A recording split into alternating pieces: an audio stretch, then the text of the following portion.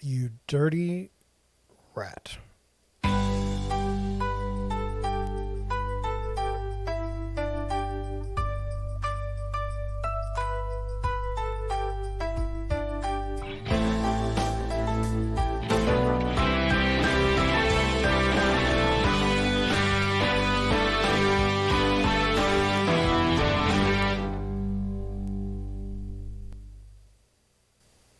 Hey there, everyone. This is John Schenk from Deerwood Realty. I am the founder and the managing broker of Deerwood Realty. And as of episode 4, I've actually got someone that asked me a question, and that was, are you going to talk about the real estate market? Yes, I will talk about the real estate market. The real estate market is great if you're a seller. And if you're a buyer, it's absolutely terrible. Absolutely terrible. On weekends, nights, I'll go and I'll drive buyers around who are fully qualified to buy a home. We will drive to a house. They will have some sort of notice that they will accept offers on Monday. And so we will write our offer on Saturday or Sunday, and then Monday we will get an email for the most part that says we didn't get the house, and we will then pick ourselves up off the floor and then go and start again the next weekend. I've seen a lot of written things about what is going on in the market if like Blackstone is buying all the houses and all these things like that. And I would just say that for as long as I've known, there's always been people in the marketplace that can afford to buy any house out there. A conglomerate, an LLC, some sort of investment group. And I don't really think that's the reason why things are so crazy right now. I personally believe that a lot of people were, stuck in their homes thinking they might die and going to work on Zoom calls, and there's, 4 other family members in the house trying to live their life because everybody's stuck in there, and that people just decided that their house was too small. There's no place to work. There was no place to do anything. They had one room for an office, but then when 2 people had to work, it didn't do any good. I think that had a lot to do with it. I think low rates have a lot to do with it. And I think population growth should have something to do with it. I mean, in St. Louis, when I look at the moving reports every year, it seems like Missouri never picks up, or at least St. Louis never picks up people. It seems like people are always going out of St. Louis and they're going down to Texas or Florida. They're just not staying here. And so where's this need for all this housing? And so it's tough. So just as an aside, some sort of philosophy, if you don't have to buy a house right now, don't buy a house. It isn't worth it. For what you sell it for, you're going to be paying extra for what you buy. And now if you're planning on moving to an apartment, downsizing, and don't care about the finances at all, then go ahead and buy. And sellers, if you're thinking about buying a house, I would strongly recommend that you look for a house first and have one under contract before you sell your house, because some of my clients are out, a year or more before they're going to be able to find a house. So that's the market report. You're not going to get, is it more hot in Webster Groves than it is in Kirkwood? No, it's hot everywhere. One of the questions that people ask is, well, how much should I offer over asking price? Well, on $100,000 house, should you go $5,000 over? And I want to just say that I think that's the wrong question. Your agent should have a comparable market analysis, a CMA, that shows you the houses that have sold in the neighborhood recently. And relevant comps are key. Any idiot can press a button on a computer and get some sort of output, but that doesn't mean it's a good comp or a good CMA. But when you see what's been sold, look for days on market. Look for things that everybody else wants on that house that's sold. So that should give you an indication about how much somebody else paid. Now, does that mean that you should go do it? You should go you should go for more than what somebody else did? No. But my view is that real estate is all about right now. It's about today. If, ask the question, if I could afford this house, what could I pay for it today? And if I got it, how would I have a clear conscience afterward? How could I sleep at night after purchasing this house? That's the number you should go with. I don't recommend you, I don't recommend you go over something that you're not comfortable with. And the other thing is, how do you know you should go over? I mean, if we're just going to sit here every week and just go over every time for a house that doesn't warrant it, why are we doing that? It's just a waste of everyone's time. So I've talked enough about that. If you have any questions, give me a call. Wanted to say we got a new subscriber. We're up to 7.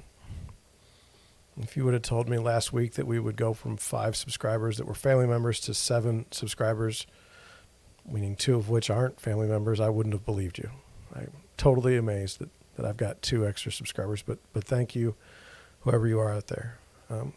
If you like to talk about, if you like to think about real estate, HOAs, neighbors, tenant-landlord disputes, things of this nature, then you're in the right place. And then, how do we respond? How would you respond to things that happen to other people? I'm so puzzled by it. There's laws. We should all follow the laws unless they're unjust. But even then, what's the cost? But some of this stuff doesn't seem to ever reach the level of a broken law. At the same time, though, it's quite offensive to you. And I think that's the perfect transition to our story today. And I'll just show you the headline here. Man charged for placing dead animals on neighbor's property. And let's go through that. It's not a very long article. This is in York County, which I believe is in Pennsylvania. But don't quote me on that. If I miss it, I'm sorry. So York County man was charged after throwing several dead animals onto a neighbor's property. According to officials, 61-year-old was caught on video picking up a dead rat and throwing it onto his neighbor's porch. The 2 parties admit to having ongoing issues. Approximately 1 year ago, Miller threw a dead chicken on the neighbor's property. Miller was charged with harassment. And so I have questions. Let's get back here to that. So some of my questions are, number 1, who thought this was a good idea? So I'm trying to get myself in the mindset of the people that are involved with this. So you said, so you're walking down the street and you see a dead chicken and your first thought is to throw it on your neighbor's porch. Or does it matter what animal? I mean, we see in the article that he's been hit for doing that before, and what finally got him charged was throwing the mouse or the dead rat. So my thing is just maybe it seems obvious. Okay, I'm not gonna lie. It seems obviously not to throw dead animals on your neighbor's porch. Under any, I can't think of one time when that's going to be a good idea. None. So, I just don't know what to say other than that. And then charged under harassment. Can you think of any other charges that would have applied here? I mean, it's strange because what did the other neighbor do? What other than call the authorities? And even then, I mean, he should be thankful that he had video. And that's one thing I think we'll advocate. Not to spy on your neighbors or anything like that, but I think video is a good idea now in this day and age. Based on what I read and what I see, having a video focused on your front door, like I forgot what it's called. You know, the one, the ring. I think that's okay. I mean, I want to know when someone's throwing a dead rat or chicken on my front porch. I want to know if someone's cutting out the catalytic converters in the neighborhood or just casing the neighborhood. I had a friend, a neighbor, maybe a couple years ago, and people came to her house in the middle of the night to purchase meth. The only problem is that she doesn't sell meth. There's no reason for the people to be there, so the police escorted them off the property. But without that video evidence, or without some sort of evidence, I think they might have let that person walk. They may have let him walk anyway, due to ridiculously light charging. Another thing I was thinking is not the first time this has happened. So, like, let's think about this. So, what do you do if your neighbor is constantly throwing dead animals on your porch? Like, it's not a 911 call, right? Is it an animal control problem? And here's the other thing. How are these animals dying? Do we have the makings of a serial killer next door?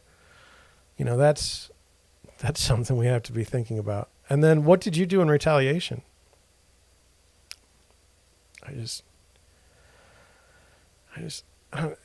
We talk about now that we want to have social workers go on criminal calls, police calls.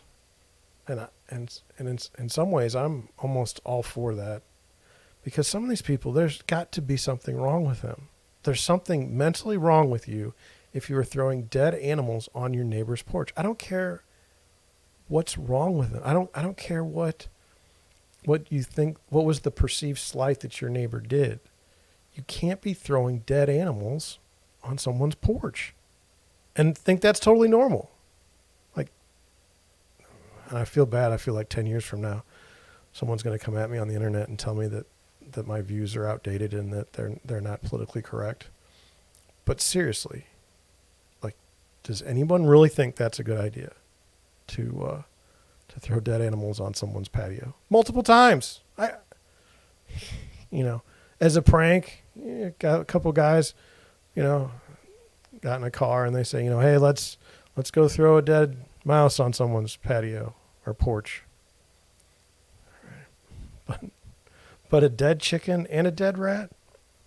And the chicken wasn't the thing that got him arrested or charged. And so other than that, it's just how would you react? What would you do? I don't know if you can tell, I got my nice new overlay. You can send me an email, media@deerwoodrealtystl.com. You can call and leave a voicemail at 314-274-3964. And tell me what you would do if a neighbor kept throwing. And I mean, obviously, someone would say, well, I'll shoot him. But I think you'd be in more trouble than them. And that's another fascinating thing now is the person that reacts is the one that normally gets dinged. Did you have a reason? Do you have a valid reason to be upset about someone throwing dead animals on your porch? Yes. But if you try to do something about it, rest assured you'll be the one that gets arrested first. So anyway, that's what I'm working with today. We've had now 2 dead animal stories. A smelly dumpster, and then a house contractor situation that's just gone totally wrong. Have a great evening, and I'll catch you on the next one.